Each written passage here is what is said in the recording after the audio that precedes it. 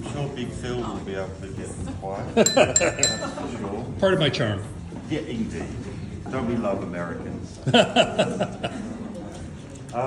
Welcome to Karen O'Vernon, this beautiful flat season. So, I'm David Rex-Livingston, I run the gallery. If you'd like to come and see me, and I'm very happy to put red dots on the wall for you. That's very easy. I just wanted to explain a couple of things before Karen's going to talk a little bit. Just to explain that we both thought that it was a really good idea to do a couple of limited edition prints from certainly what we believed were very worthy examples. So these works, obviously they're much more affordable. They are unframed. They're in an edition of 25, and this one is number 1 of 25 is now gone.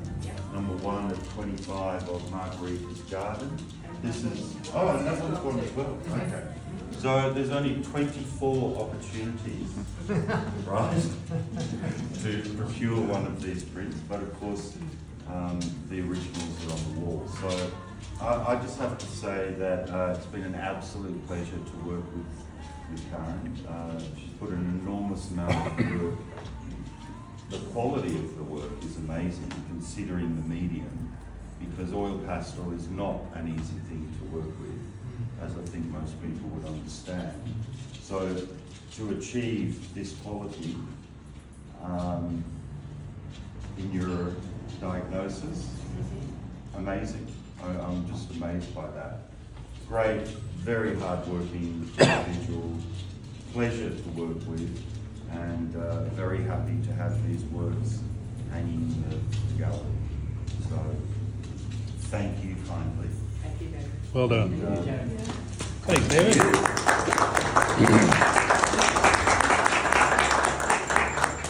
So I get to say a little word, and I haven't written anything down, so if I look like I'm drifting, I'm just having a really good time.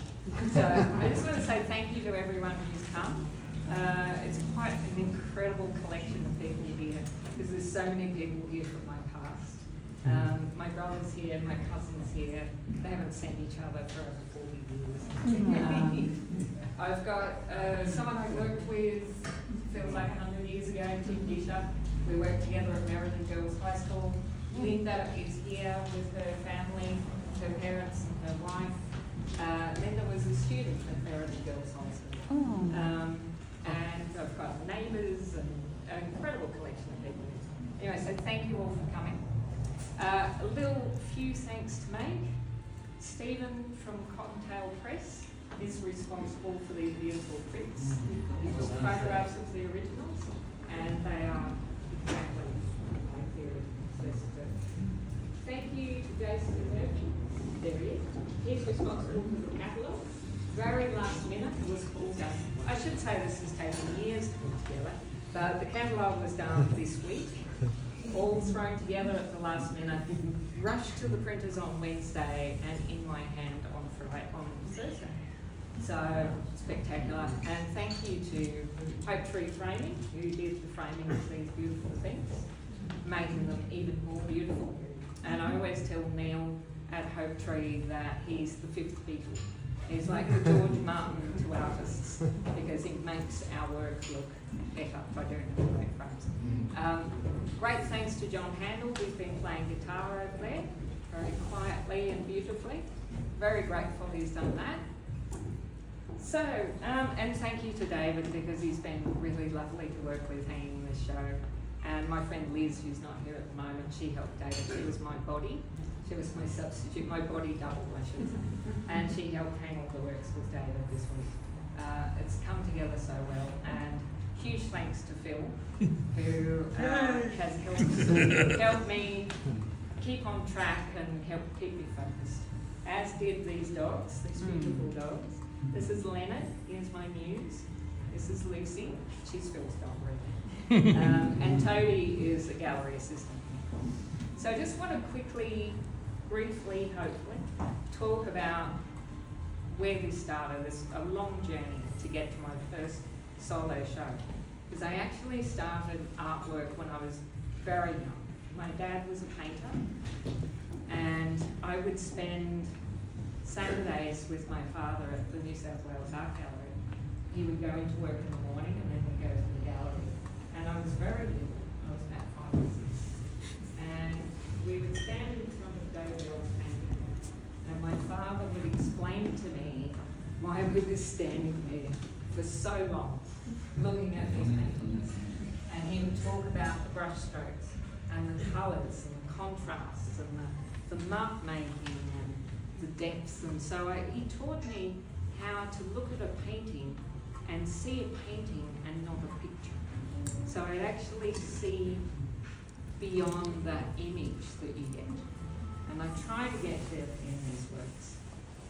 My first claim to fame was I won the school art prize at Skeggs Redlands at the age of 6. I beat everyone in the whole place with a rendition of Ducks on a Pond. I don't have it anymore. I think it was a watercolour.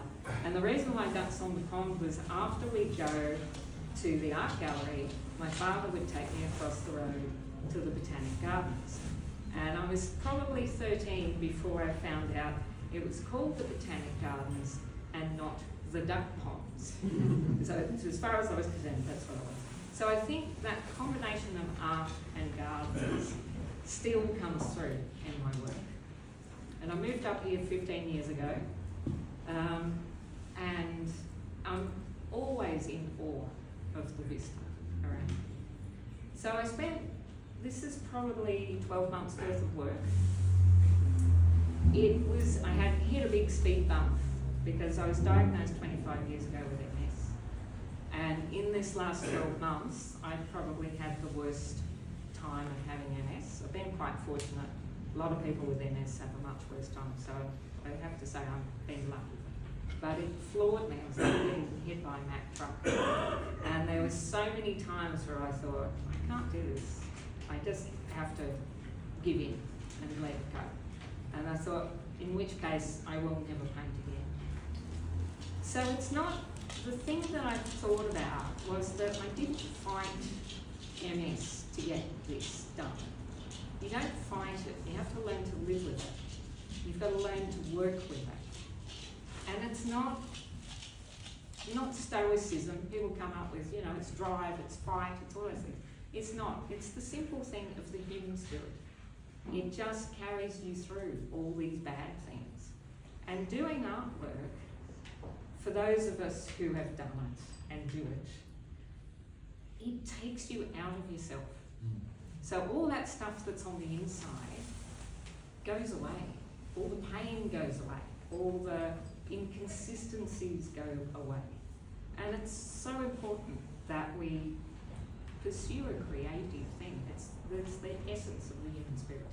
And that human spirit is linked to all the other spirits in the planet, which includes the dogs and the plants and the nature, the mists and the beauty of this. It's all connected.